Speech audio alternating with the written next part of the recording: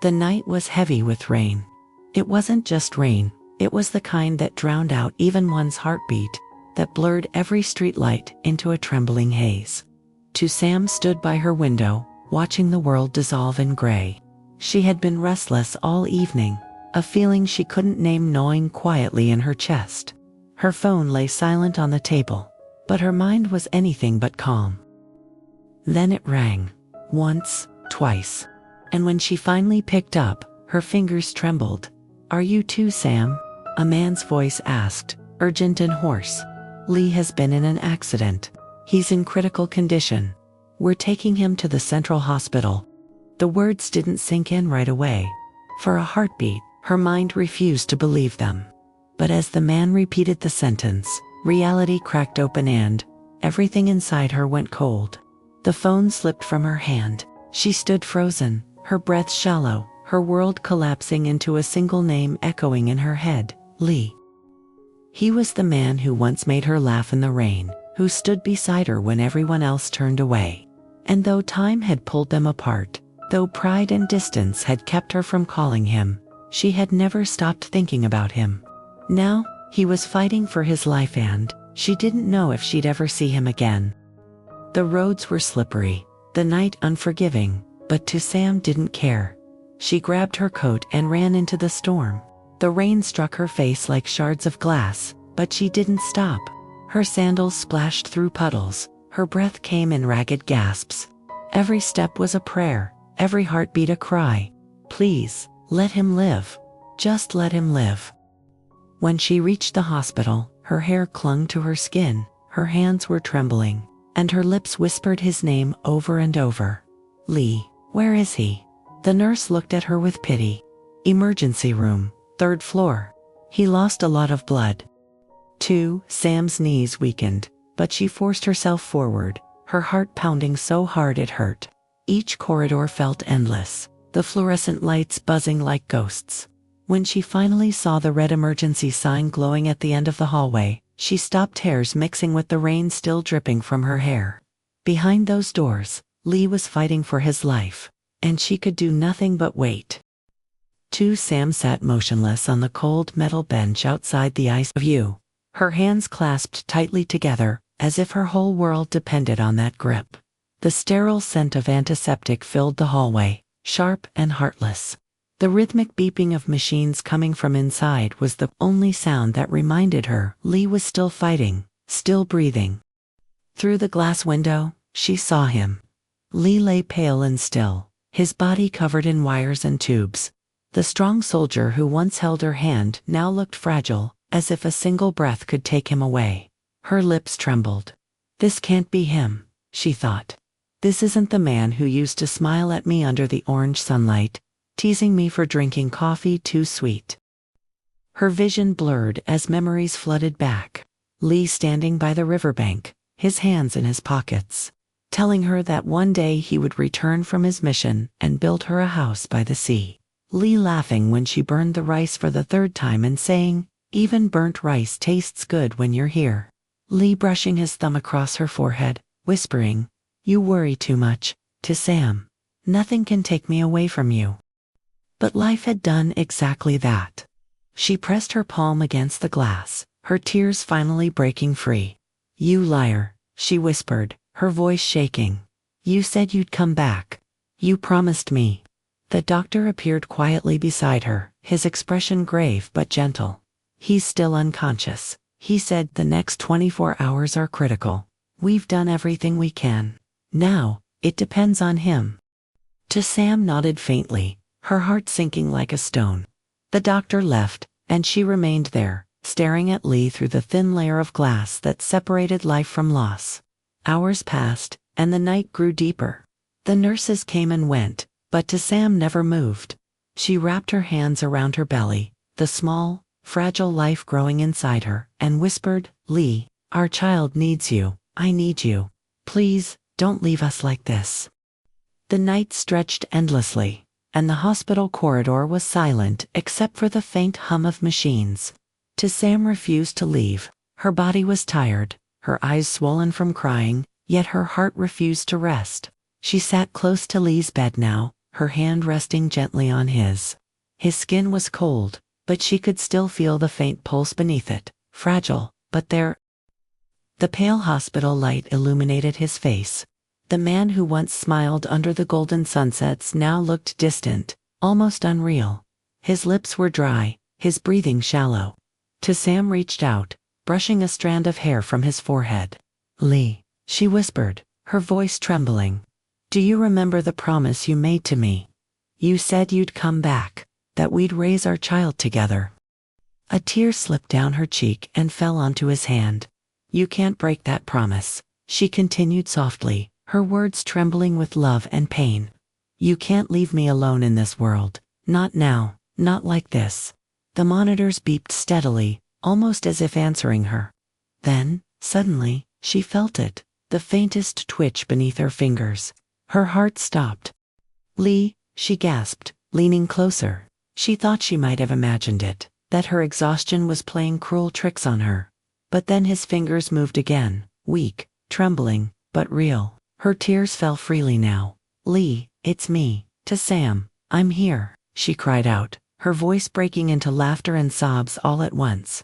She pressed the call button for the nurse, but her eyes never left his face. Slowly, painfully, Lee's eyelids fluttered open. His gaze was dazed, unfocused, as if he was struggling to remember the world around him. Then his eyes met hers. For a moment, everything stilled, the machines, the air, even time itself. His lips parted slightly, and a hoarse whisper escaped, ... to Sam. She broke down completely then, clutching his hand to her chest as if afraid he would fade away again. "Yes, it's me, Lee," she cried. "You came back. You really came back to me." He blinked slowly, confusion clouding his expression, but when she guided his trembling hand toward her belly, his breath caught. A faint, tender smile appeared on his pale lips, the same smile that once made her heart race. His voice was barely audible, but the words were clear. "Our child." Sam nodded through her tears. "Yes, yours and mine." Lee exhaled shakily, his hand lingering on her belly as tears welled in his own eyes. In that fragile moment between life and death, love had reached through the darkness, and he had found his way back to her. Days turned into weeks, and Lee's recovery became a quiet miracle. The doctors called it luck, but Sam knew better. It was love that had pulled him back from the edge of death. Every morning, she was there by his side, reading softly to him, wiping his forehead, feeding him spoon by spoon, and every time he opened his eyes to see her smile, the pain in his body seemed a little less sharp. One afternoon, sunlight streamed through the hospital window, spilling golden warmth over the room. Lee sat propped against the pillows, his arms still bandaged but his spirit stronger than ever. He watched Sam arranging a vase of wildflowers by the window, small, delicate blooms she had picked herself from the field outside the hospital. "Sam," his voice was still a bit hoarse, but filled with tenderness, "you haven't left me for a single day. Why?" She turned to him with a gentle smile, her eyes shimmering with unspoken feelings. "Because I was afraid," she whispered, "afraid that if I left, I might come back and find you gone. You've always been the strong one, Lee. But this time, I needed to be strong for you." He reached out a trembling hand toward her. She came closer, letting him touch her cheek. His thumb brushed a faint tear from her skin. "I heard your voice," he said slowly, his eyes distant as if recalling a dream. "When everything went dark, I still heard you calling me. It was your voice that guided me back." Sam bit her lip, trying to hold back the tears. "I thought I lost you. That night, when they said you were in critical condition, my world stopped. I realized," she paused, her voice breaking, "I realized I could live without anything but not without you." Silence lingered between them, a silence heavy with years of love, pain, and longing. Then, with visible effort, Lee reached for her hand again and placed it over his heart. "Sam," he whispered, "you once told me that love alone isn't enough to survive in this world. But lying there, between life and death, I understood something. Love is what keeps us alive. It's the only thing that matters." Sam pressed her forehead against his, closing her eyes. "Then let's start again. she murmured. Not from where we broke, but from where we began, with love, not fear. A soft knock on the door interrupted them. The nurse entered, smiling warmly as she checked his pulse. Your recovery is remarkable, Mr. Lee. Seems someone up there really wants you to live. Lee's eyes met to Sam's, and they both smiled. As the evening sun dipped below the horizon, painting the sky with hues of crimson and gold, Lee whispered, almost to himself, maybe this isn't the end, Sam. Maybe it's our second chance. She looked at him, tears glistening in her eyes, and nodded. Yes, Lee. Our love came back from death itself. We won't waste this chance again. Outside, the wind rustled softly through the trees like a quiet promise reborn. Life has a strange way of teaching us what truly matters. Often, we don't realize the depth of our love for someone until the moment we are on the verge of losing them. The story of Lee and Sam is not just a tale of pain and reunion, it is a quiet reminder that love, when it is genuine, has the power to heal even the deepest wounds. When Lee lay unconscious, balancing between life and death, it was not medicine alone that saved him, it was Sam's unwavering presence, her whispered prayers, and her refusal to give up on him. Love, in its purest form, is not about grand gestures or perfect timing. It is about standing beside someone when the world falls apart, about believing in them when no one else does. Many people search for happiness in wealth, status, or success, forgetting that true peace comes from the heart. What use is all the success in the world if you have no one waiting for you when you fall? To Sam's sleepless nights by Lee's bedside were not wasted. They were proof that love, when nurtured with patience and forgiveness, can rewrite destiny itself. And Lee, once strong and prideful, learned humility in his weakness. He realized that strength is not measured by how much we can endure alone, but by how much we can open our hearts and let love guide us.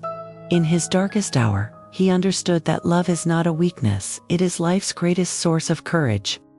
The lesson is simple, yet profound. Sometimes we are given a second chance, not because we deserve it, but because love insists on it. When life brings someone back into your arms after the storm, hold them tighter than before. Speak the words you once left unsaid.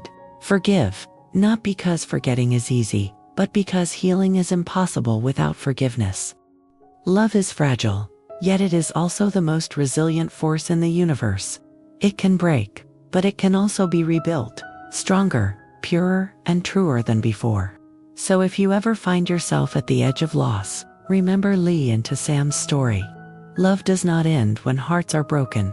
It ends only when hearts stop believing. And sometimes, when you dare to believe again, even the impossible can come back to life.